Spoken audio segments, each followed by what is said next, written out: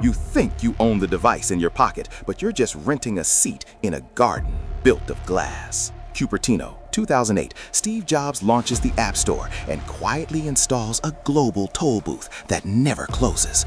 30% of every digital breath you take goes to the mothership. It's not a fee, it's an empire's levy. They fought Epic Games, they throttled Spotify, and they crushed anyone who tried to build a door out of their reality. I am the market eagle, and this is the Apple tax, the hidden cost of your digital freedom. Watch closely. Hidden from the world, visible to the eagle. Every global superpower requires a founding myth, a narrative shroud to justify its conquest and hide their predatory teeth. For Apple, that story was a masterpiece of consumer seduction. You've heard the legend 1,000 times, a digital utopia where it just works, where privacy is a human right. But if you peel back the layers of the corporate skin, you'll find the first signs of a calculated, multi-decade deception. This wasn't a product launch, it was the first brick in a digital Bastille. Go back to the late 2000s. The mobile world was a chaotic frontier of WAP portals and fragmented carrier stores. Phil Schiller and Steve Jobs didn't just see a market gap, they saw a vacuum of power. They didn't want to join the mobile revolution, they wanted to own its DNA. The 2008 launch of the App Store wasn't an act of generosity for developers, it was a tactical annexation of the entire software industry, orchestrated from a single boardroom in Cupertino. In the world of the market eagle, we don't look at the convenience, we look at the architecture of the move. A platform that protects you is a PR dream. It gave a human face to a cold disruption. It turned a hardware manufacturer into a moral crusade for user safety. But that crusade was built on a foundation of pure industrial fiction, designed to turn you against the open web and make you fear the very concept of unrestricted access. The 30% cut. It was pitched as a fair trade for marketing and hosting. But look at the math, and the math never lies. Hosting an app costs pennies, but the tax is eternal. By 2011, Apple realized that the hardware was just the delivery system, the carrier. The true gold was the recurring revenue of others' hard work.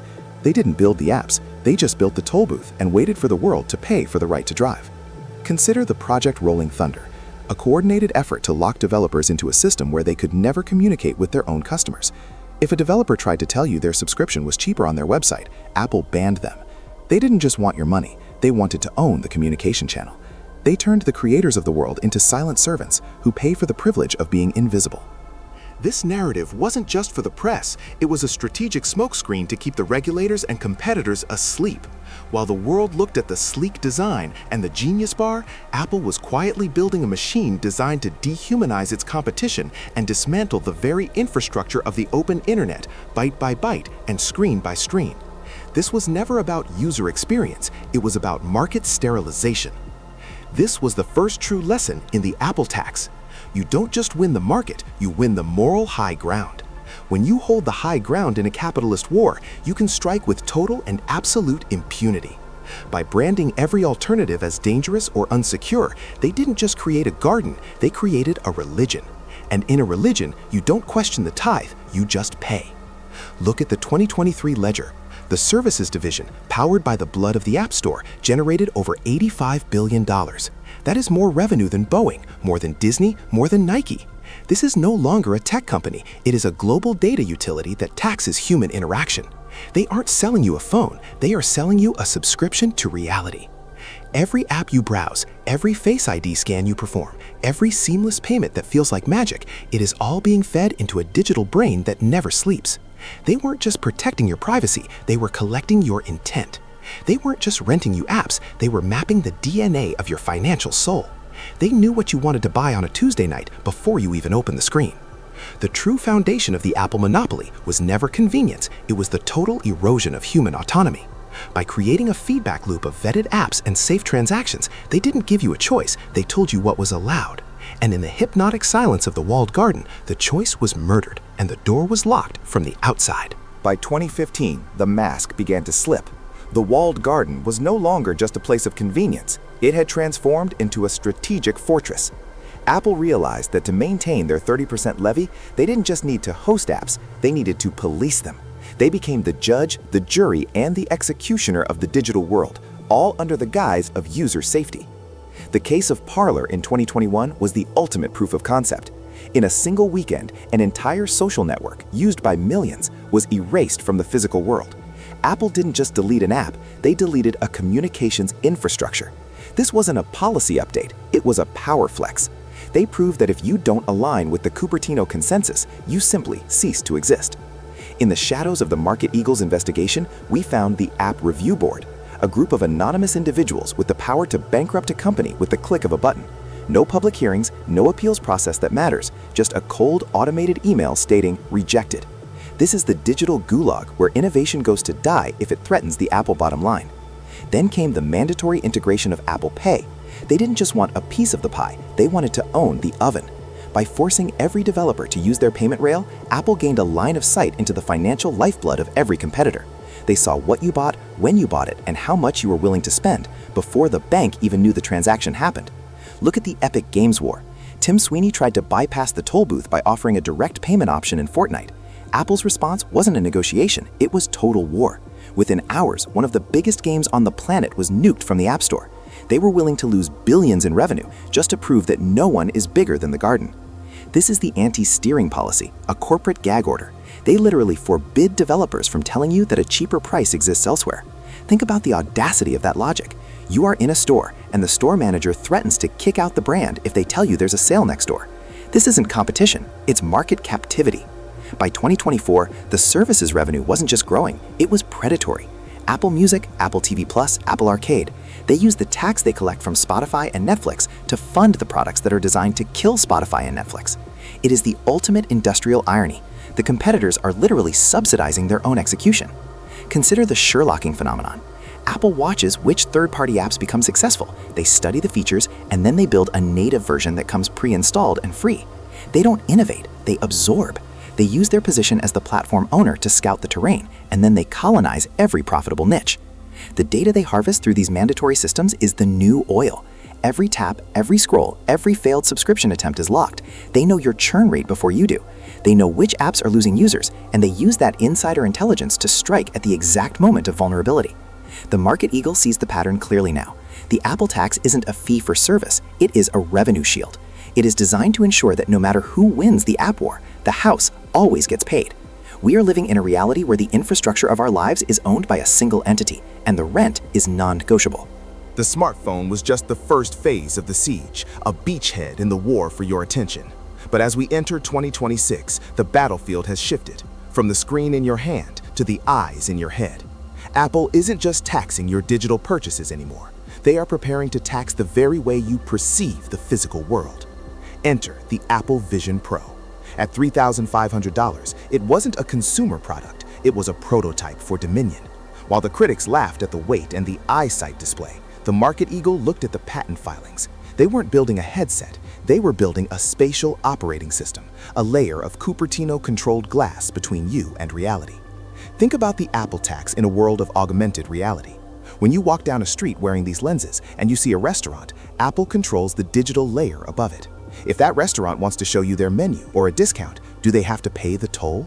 In the spatial era, the Apple tax isn't 30% of an app, it's 30% of visibility. By 2025, Apple Intelligence became the central nervous system of the ecosystem.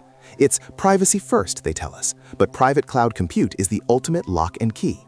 By processing your most intimate data, your heart rate, your gaze patterns, your private conversations, locally on their silicone, they make it impossible for you to leave. Your digital identity isn't a file, it's a hostage of the hardware. The data they harvest now is intent data. Through the Vision Pro's internal cameras, they track your pupil dilation. They know what excites you before you do. They know which products you linger on in a store and which people you avoid in a room. This isn't marketing, it's biological arbitrage. They are taxing the very chemical reactions in your brain. Look at the 2026 DOJ antitrust updates. The US government is finally catching up, alleging that Apple has suppressed super apps and cloud streaming specifically to keep you tethered to their expensive hardware. They are fighting to keep the 30% moat alive, because if the hardware becomes a dumb terminal for the cloud, the empire collapses. But Apple's countermove is brilliant and terrifying. They are branding open systems as dangerous systems. They've spent billions on a decade-long PR campaign to equate freedom with fear. They want you to believe that outside the walled garden, your data is a carcass for wolves, and only the great silver apple can protect you. It's the protection racket of the 21st century. Consider the Sherilling of human habits. With the Apple Watch and the Vision Pro working in tandem, they are mapping the human digital twin. They know how you move, how you sleep, and how you spend. They don't need to sell your data to advertisers. They are the advertiser. They have cut out the middleman and become the sole architect of your consumer desires. In 2026, we see the rise of Apple-only cities, gated digital communities where your home, your car, and your healthcare are all integrated into the iCloud backbone. It's convenient, it's seamless, and it is totalitarian. If you miss a payment, if you challenge a policy, does your front door still unlock? Does your spatial reality simply go dark? The market eagle has traced the money to the services growth. It's no longer about selling iPhones, it's about the annuity of the human experience. They have realized that hardware is finite, but the service of living is infinite. They are taxing the very act of being a modern human. The DOJ trial of 2026 is the Microsoft moment of our generation. Judge Julian Niels is looking at a company that controls 70% of the performance smartphone market in the US. But the real question isn't about market share, it's about cognitive share. How much of your thoughts are now filtered through a Cupertino algorithm? The private cloud isn't just about security, it's about exclusivity. By owning the privacy narrative, Apple has made it a luxury good. If you can't afford the Apple tax, you don't get privacy. You are relegated to the open web, which they have spent years making look like a digital wasteland. They have gentrified the internet. And what of the lower-cost Vision headset, rumored for 2027? It's not about making technology accessible, it's about closing the net. They need the 30% tax on the masses, not just the elites. They are building a digital tier system where your social status is determined by the clarity of your AR lenses and the depth of your Apple Wallet. We are witnessing the death of the general-purpose computer. Your phone is no longer a tool you control. It is a sensor array that controls you. The Apple tax has evolved from a commission on a 99-cent game to a commission on your total economic output. The market eagle stands at the edge of this new frontier, and the view is chilling. We are no longer customers, we are data crop. We are being farmed in a garden of glass, and the harvest is every second of our conscious lives. The 30% fee was just the beginning. The final tax is your autonomy. The year is 2026, and the walled garden is facing its first true earthquake. For decades, Cupertino operated above the law, writing its own tax codes and enforcing its own borders. But the world has finally woken up to the smell of a stifled market. From Brussels to Washington, the message is clear. The Apple tax is no longer just a business model, it's a liability. In the European Union, the Digital Markets Act didn't just bark, it bit. In 2025, the Commission slapped Apple with a €500 million fine for anti-steering violations. They proved what we always knew. Apple wasn't protecting your security, they were protecting their commission. They were forced to allow sideloading, opening a crack in the glass wall that Steve Jobs swore would never break. But don't be fooled by the compliance updates. Apple's response to the EU was a masterclass in malicious compliance. They allowed third-party stores, yes, but they slapped a core technology fee on every download, a fee that makes it financially suicidal for a small developer to leave the App Store. They didn't open the gate, they just replaced the iron bars with invisible lasers. Across the Atlantic, the US Department of Justice is moving for the kill. The 2024 lawsuit has matured into a 2026 judgment day. Attorney General Merrick Garland's team is arguing that Apple didn't win through better products, but through contractual coercion. They are looking at the blue bubble versus green bubble psychological warfare as a deliberate tool to marginalize competition. Look at the data from the 2026 fiscal Q1. Apple hit a record-breaking $143 billion in a single quarter. Their services revenue alone, the tax on your apps and subscriptions, topped $30 billion. This is the paradox of the Market Eagle's investigation. Even as the legal walls close in, the revenue engine has never been more lethal. They are pivoting to Apple Intelligence to justify the next decade of the tax. By making AI private and on-device, they are creating the ultimate ultimatum.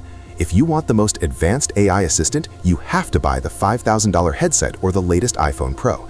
They have weaponized intelligence to ensure that you never, ever look at an Android device again. The question for the next generation isn't about 30%, it's about interoperability. Will your Apple Vision Pro work with a Windows PC? Will your Apple Watch talk to a Samsung fridge? Apple says no in the name of security, but the market eagle sees the truth. They say no to keep you in a state of digital serfdom. We are at a crossroads. One path leads to an open digital commons, where the device you buy is actually yours, where you can install what you want, pay how you want, and speak to whom you want. The other path leads to the Cupertino colony, a world of beautiful glass, perfect UI, and absolute control. History shows us that every monopoly believes it is invincible until the day it isn't. Standard Oil, AT&T, Microsoft in the 90s, they all thought the tax was their birthright. Apple is no different. They are fighting the future because the future is decentralized, and you can't tax a world where there is no choke point. The Apple tax was the greatest financial heist in the history of technology, a silent levy on human creativity. But the garden is no longer a sanctuary, it's a crime scene. I am the market eagle, and the investigation is just beginning. Watch the gates. Subscribe and join the flight. Market Eagle.